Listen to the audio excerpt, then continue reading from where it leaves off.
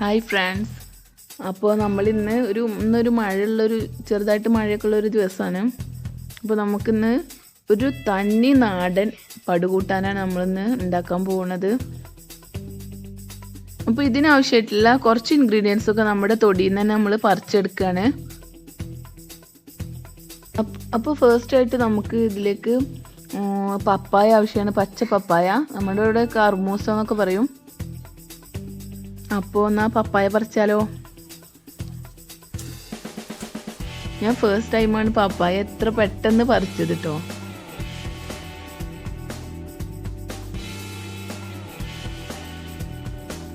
ഇനി ഇതിലേക്ക് കുറച്ച് ചേമ്പിൻ്റെ തണ്ടും ഇലയൊക്കെ ആവശ്യമുണ്ട്. അപ്പോൾ അതും കൂടി പറിച്ചെടുക്കാം. ഒരു 3-4 ചേമ്പിൻ തണ്ടും ഇലയും കൂടി കിട്ടിയാൽ മതി. ഇല എടുക്കുമ്പോൾ നല്ല ഇളയ ഇല വേണം എടുക്കാൻ. ഇത് പറിക്കാനായിട്ടൊക്കെ കുട്ടികളും നല്ല ആവേശത്തോടെ കൂടെ ഉണ്ട് കേട്ടോ.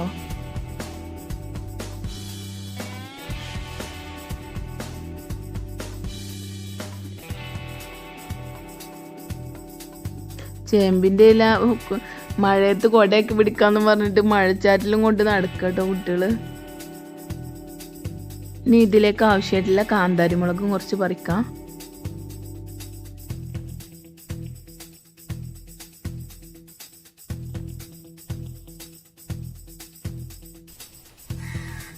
കുറച്ച് കറിവേപ്പിലും കൂടി പറിക്കാട്ടോ. ഇത് ഞാൻ തൊലി കളഞ്ഞിട്ട് കഴുകി വൃത്തിയാക്കി കഷ്ണങ്ങളാക്കി വെച്ച കപ്പയാണ്. ചേമ്പ്, പപ്പായ,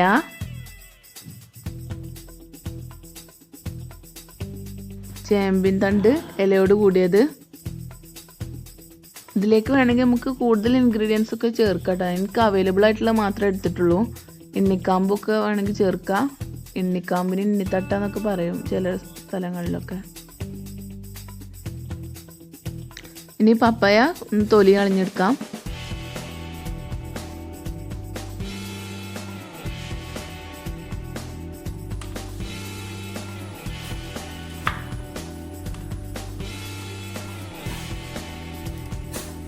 ഈ സീഡ്സ് ഒക്കെ നമുക്ക് ഒഴിവാക്കാം.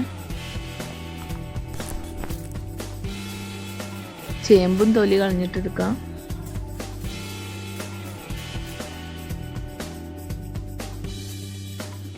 എല്ലാം നല്ല ചെറിയ പീസാക്കാതെ കുറച്ചൊക്കെ വലുപ്പമുള്ള പീസ് തന്നെ ഞാൻ മുറിച്ചെടുക്കണേ.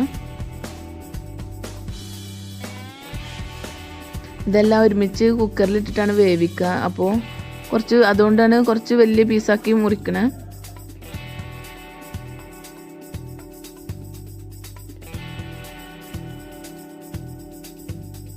അപ്പോൾ ഈ ചേമ്പ് തണ്ട് വിലയൊക്കെ കൂടെ ഇനി മുറിച്ചെടുക്കാം. ഇതാണ് ഞാൻ ആദ്യം കുക്കറിൽ ഇടുന്നത്. ഫസ്റ്റ് അടിയിലിടുന്നത്. ബാക്കിയുള്ള ഇൻഗ്രീഡിയൻസ് ഒക്കെ ഞാൻ മുകളിലേക്കാണ് ഇടുന്നത്.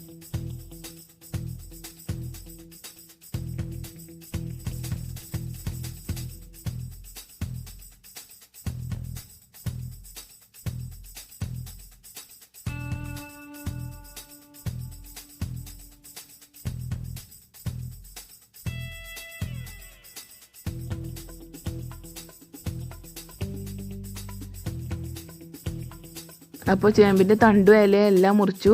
ഇനി ബാക്കിയുള്ള നമ്മൾ മുറിച്ച് വെച്ച ബാക്കിയുള്ള ചേമ്പും പപ്പായ ഒക്കെ എല്ലാം നമുക്ക് ഇതിൻ്റെ മേലിലോട്ട് ഇട്ട് കൊടുക്കാം. ഇനി മുറിച്ച് വെച്ച കപ്പ നമുക്ക് അതും ഇതിൻ്റെ മേലിലോട്ട് ഇട്ട് കൊടുക്കാം.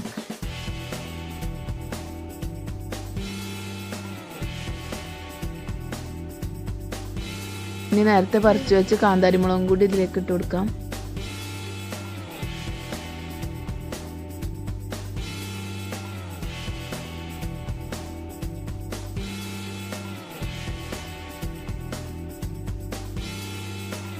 ഇനി ഇതിലേക്ക് ആവശ്യമായിട്ടുള്ള ഉപ്പ് ചേർത്ത് കൊടുക്കാം.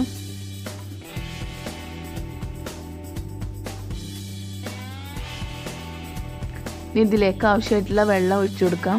കൂടുതൽ വെള്ളമൊന്നും ഒഴിക്കണ്ട. ഈ കുക്കറിൻ്റെ ഒരു 1/4 ഭാഗമൊക്കെ വെള്ളം മതി. ഒന്ന് തിളച്ച് കഴിയുമ്പോൾ തന്നെ ഇത് നന്നായിട്ട് താവും. ഒരു 2 വിസിൽ വന്നാൽ തന്നെ ഇത് ഓഫ് ചെയ്യാം. അപ്പോൾ നല്ല പാകത്ത് വേവായിട്ടുണ്ട്. ഇനി ഇതിലേക്ക് വെളുത്തുള്ളി, ചെറിയുള്ളി, കറിവേപ്പില, വറ്റൽമുളക് എന്നിവ ഇട്ടിട്ട് വറവിട്ട് കൊടുക്കാം. ഇതാ ഇങ്ങനെ ഈ ബ്രൗൺ കളറിലാവുമ്പോൾ നമുക്ക് അതിലേക്ക് ഒഴിച്ചു കൊടുക്കാം.